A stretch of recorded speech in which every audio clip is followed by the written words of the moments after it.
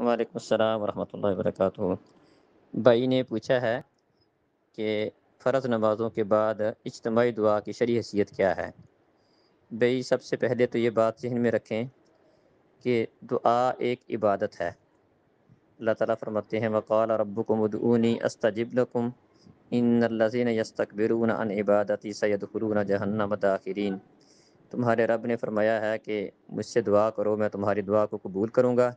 بے شک وہ لوگ جو میری عبادت سے تکبر کرتے ہیں وہ جہنم میں ذلیل ہو کر داخل ہوں گے۔ اس آیت کریمہ میں اللہ رب العزت نے مانگنے کا بھی حکم دیا ہے اور اس مانگنے کو عبادت قرار دیا ہے۔ تو عبادت اس طریقے پر ہوگی جو نبی مکرم صلی اللہ علیہ وسلم سے ثابت ہے۔ فرمایا کہ من عامل عملا لیس علیہ امرنا فہو رد۔ جو شخص بھی کوئی ایسا عمل کرتا ہے جس کے اوپر ہمارا امر نہیں ہے، وہ ہمارا طریقہ نہیں ہے، تو وہ اللہ کی بارگاہ میں وہ عمل قبول نہیں ہوگا۔ تو کسی بھی کام کے صحیح ہونے کے لیے دیکھا جائے گا کہ نبی مکرم صلی اللہ علیہ وسلم کا اس بارے میں کیا عمل ہے۔ جہاں پر نبی مکرم صلی اللہ علیہ وسلم نے جس طرح دعا مانگی ہے ہم اس طرح اس دعا کو مانگیں گے۔ نماز کے اندر اجتماعی طور پر سارے اللہ کی بارگاہ میں کھڑے ہو کر اس بات کی دعا کرتے ہیں، کبھی کہتے ہیں اہدنا الصراط المستقیم، اور کبھی کہتے ہیں رب اغفر لی رب اغفر لی، اور کبھی کہتے ہیں اللہم انی ظلمت نفسی ظلما کثیرا ولا یغفر الذنوب الا انت فاغفر لی مغفرۃ من عندک وارحمنی انک انت الغفور الرحیم۔ یہ مختلف دعائیں ہیں جو ہم اللہ رب العزت سے مانگتے ہیں۔ تو یہ نماز کے اندر اس طرح ہم سارے اکٹھے ہو کر مل کر دعا مانگتے ہیں۔ تو نماز کے اندر اکٹھے ہو کر دعا مانگی جاتی ہے، اور نماز کا سلام پھیرنے کے بعد ہر بندہ اپنے اپنے طور پر بیٹھ کے دعا مانگتا ہے۔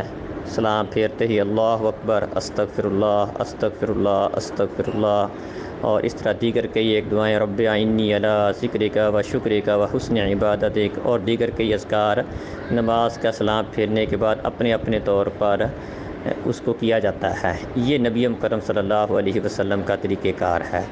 نبی صلی اللہ علیہ وسلم سے یہ بات کسی بھی صحیح حدیث سے ثابت نہیں ہے کہ آپ نے فرض نماز کے بعد جس طرح ہم اکٹھے مل کر دعا مانگتے ہیں بلکہ اس کو نماز کا حصہ قرار دیتے ہیں، اس طرح نبی کریم صلی اللہ علیہ وسلم کے زمانے میں یا آپ نے اس طرح مل کر وہ دعا کرتے ہوں، یہ کسی بھی صحیح حدیث سے ثابت نہیں ہے۔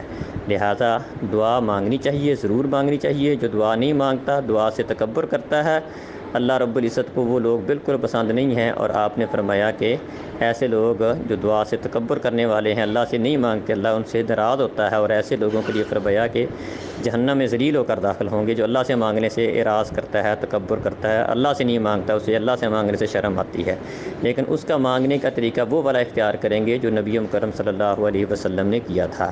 جس طرح کہ دیگر بہت سارے موقعوں پر ہم دعا مانگتے ہیں، لیکن اس کے لیے نہ ہی ہاتھ اٹھاتے ہیں اور نہ ہی اس کے لیے سارے مل کے دعا مانگتے ہیں۔ قضاء حاجت کے لیے جاتے وقت دعا مانگتے ہیں، باہر نکلتے وقت دعا مانگتے ہیں، وضو کے بعد دعا مانگتے ہیں، گھر میں داخل ہوتے وقت مانگتے ہیں، گھر سے نکلتے وقت دعا پڑھتے ہیں۔ تو یہ ساری دعائیں ہیں، لیکن چونکہ نبی کرم صلی اللہ علیہ وسلم نے ان موقعوں پر ویسے ہی ان دعاؤں کو پڑھا ہے، ہم ویسے پڑھ لیتے ہیں، اور جہاں پر اکٹھے ہو کر اس دعا کو مانگا جاتا ہے وہاں اکٹھے مانگا جائے گا۔ جہاں پر انفرادی طور پر اپنے اپنے اذکار ہے اور اپنی اپنی دعائیں ہیں، وہاں پر وہ والا طریقہ اپنایا جائے گا۔ تو نماز کے بعد دعا تو ہے ہی، مختلف اذکار ہیں اور ان میں دعائیں بھی شامل ہیں، لیکن چونکہ ان کا طریقہ نبی کرم صلی اللہ علیہ وسلم سے سلام پھیرنے کے بعد اکٹھے ہو کر مل کر مانگنے کا طریقہ نہیں ہے، بلکہ اپنے اپنے طور پر ان اذکار کو کرنا اور ان کو دعاؤں کے پڑھنے کا طریقہ ہے۔ اس لیے ہم یہ والا طریقہ اختیار کریں گے جو نبی کرم صلی اللہ علیہ وسلم اور آپ کے صحابہ کا طریقہ تھا، اور وہ طریقہ نماز کے بعد انفرادی طور پر اپنا اپنا ذکر کرنے کا اور اپنی اپنی دعا مانگنے کا ہے۔ اجتماعی طور پر دعا مانگنا یہ نبی کرم صلی اللہ علیہ وسلم سے نمازوں کے بعد، فرض نمازوں کے بعد یہ ثابت نہیں ہے۔ واللہ عالم۔ السلام علیکم۔